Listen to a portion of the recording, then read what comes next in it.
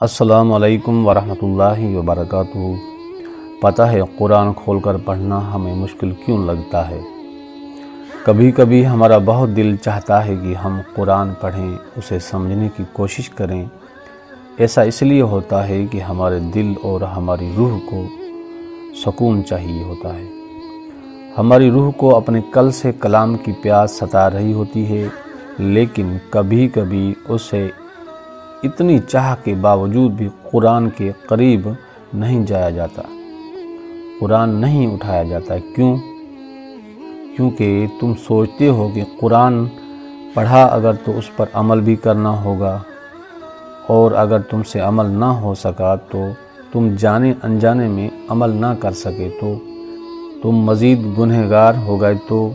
لیکن ان سب بے وقت قیاس آرائیوں کو کیوں جنم دے رہے ہو؟ کیونکہ در حقیقت یہ تم نہیں سوچ رہے، بلکہ یہ تو شیطانی وسوسے ہیں جو تمہیں اپنی لپیٹ میں لے رہے ہیں۔ شیطان کیوں یہ سوچ تمہارے دل میں ڈال رہا ہے؟ کیوں وہ تمہیں قرآن کے قریب ہی نہیں جانے دے رہا؟ کیوں وہ تمہیں قرآن کھول کر دیکھنے نہیں دے رہا؟ کیوں وہ تمہیں قرآن پڑھنے نہیں دے رہا؟ کیونکہ وہ جانتا ہے کہ یہ اس کی شکست ہے۔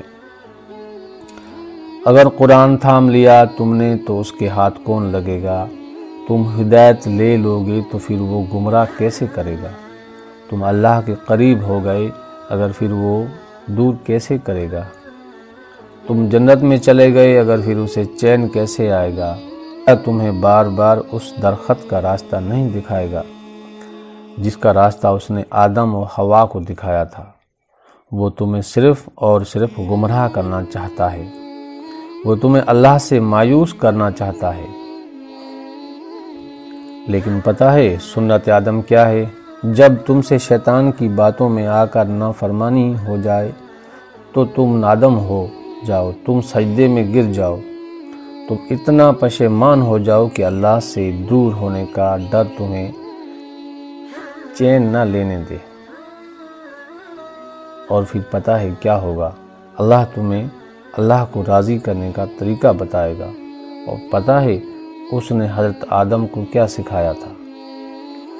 دعا میں معافی مانگنا، اپنے اللہ کو راضی کرنے کی دعا سکھائی تھی۔ اللہ نے خطا کار بندے کو تم بھی معافی مانگو اور لوٹ آؤ، بھاگ کے آ جاؤ اپنے اللہ کے پاس، اور اللہ توبہ قبول کرنے والا ہے۔ شیطان نے کتنا عرصہ ہو گیا تمہیں قرآن سے دور کیے ہوئے، اس نے تمہیں قرآن نہیں اٹھانے دیا تھا نا؟ اب تم اللہ سے ذرا بھر بھی دور نہ ہو، تم اللہ کی رسی کو تھام لو۔ اور پتہ ہے جو جتنا قرآن پڑھتا جاتا ہے اللہ اسے اس کے لیے اتنا ہی آسان کرتا جاتا ہے۔ اللہ کہتا ہے کہ اسے سمجھنا اللہ ہی کے ذمہ ہے، پھر کیسی پریشانی، کیسے وسوسے؟ تم بس قرآن پڑھو، بار بار پڑھو، پڑھتے جاؤ یہاں تک کہ شیطان بھاگ جائے۔ اسے بتا دو کہ اس کی ساری کوشش خاک میں ملنے والی ہے۔ اسے بتا دو کہ خاک آگ کو بجھانے کا ہنر جانتی ہے۔